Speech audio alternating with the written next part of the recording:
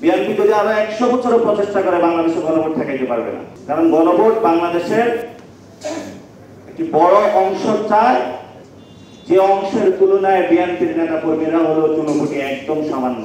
8 দল আন্দোলন করতেছে, ভালো কথা, তারা যমুনার অভিমুখে লং মার্চ দিয়েছে। যদি তাদের দাবি না মানা হয়, আমরা তাদের আন্দোলনের সাথে সম্মতি জানালাম। তাদের দাবি, তারা যে দাবিগুলো করতেছে এটা যৌক্তিক এবং ন্যায্য।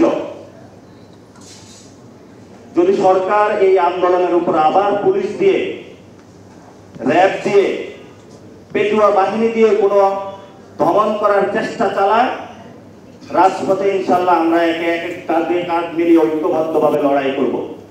যারা আন্দোলন করছেন আপনাদের কোনো ভয় নাই, আমরা আছি এখনো, আমরা এখনো মরে যাই নাই। আমরা সরকারকে পরীক্ষা করতেছি, সরকার কি করতেছে দেখতেছি, তার মধ্যে গতি। সেখানে যারা 8 দলে রয়েছেন, আমরা আপনাদেরকে বলবো, আপনারা এই দাবি আদায় করে ঘরে ফিরবেন, আপনারা এই দাবি আদায় না করে ঘরে ফিরবেন না। এবং গণভোট বাংলাদেশে হবে। বিএনপি যদি আরো 100 বছরও প্রচেষ্টা করে বাংলাদেশে গণভোট ঠেকাইতে পারবে না। কারণ গণভোট বাংলাদেশের একটি বড় অংশ চায়, যে অংশের তুলনায় বিএনপির নেতা কর্মীরা হলো চুনোপুটি একদম সামান্য। সুফলতা, আপনি এত বড় বাহিনীর সামনে কিছু দলীয় গুন্ডা নিয়ে দাঁড়াবেন কিভাবে? লাঠি নিয়ে দাঁড়াবেন, পাশ নিয়ে দাঁড়াবেন, অস্ত্র নিয়ে দাঁড়াবেন। সেটা তো আওয়ামী লীগ যুবলীগ দাঁড়িয়েছিল, পেরেছে তারা? অতীত 1 বছরের শিক্ষা থেকে যদি কেউ না নেয়, তাকে শিক্ষিত করার দায়িত্ব তো এনসিপি আর নেবে না, সেটা জনগণই নেবে। সকল দল একসাথে যদি ঐক্যবদ্ধভাবে বাংলাদেশকে রক্ষা না করে, তাহলে বাংলাদেশের ভবিষ্যৎ দুর্গতি রয়েছে। এই জন্য আমরা বলবো, শুধু ডাক্তার নয়, সকল স্বাস্থ্যকর্মীর গুম খাওয়া কাজের পরিবেশ নিশ্চিত করতে হবে। নীতি নির্ধারক পর্যায়ে কোনো দলীয় গুন্ডা নয়, যারা বিশেষজ্ঞ জনস্বাস্থ্য, স্বাস্থ্য অর্থনীতি রয়েছেন তাদেরকে নিয়োগ দিতে হবে এবং তাদের ডিসিশন মেকিং প্রসেস অন্তর্ভুক্ত করতে হবে।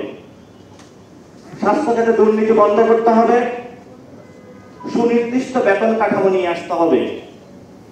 আমি আর কথা বাড়াবো না, অনেক লম্বা দীর্ঘক্ষণ বক্তব্য হয়ে গিয়েছে। আবার কথা বলবো ইনশাল্লাহ।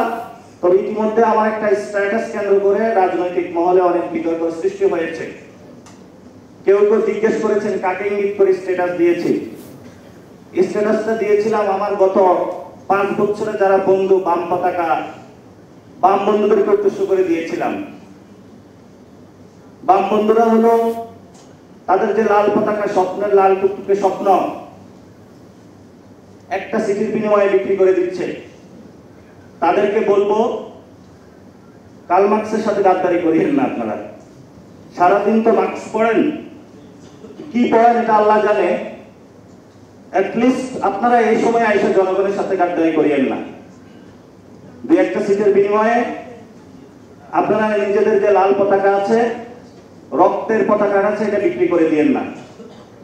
যদি আপনারা এই সময় সঠিক সিদ্ধান্ত নিতে পারেন, তাহলে ভবিষ্যতে আপনাদের নাম নিশানা থাকবে, না হলে থাকবে না। ধন্যবাদ সকলকে। আসসালামু আলাইকুম।